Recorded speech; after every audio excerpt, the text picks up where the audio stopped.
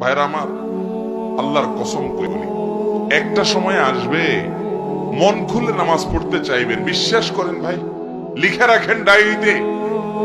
আপনাকে যদি আল্লাহ হায়াতে বাঁচিয়ে রাখেন, যুবক ভাইয়েরা, তরুণ ভাইয়েরা, একটা বয়স আসবে মনে চাইবে একটু রবকে মন খুলে সেজদা দেই, একটু লম্বা করে রুকু করি।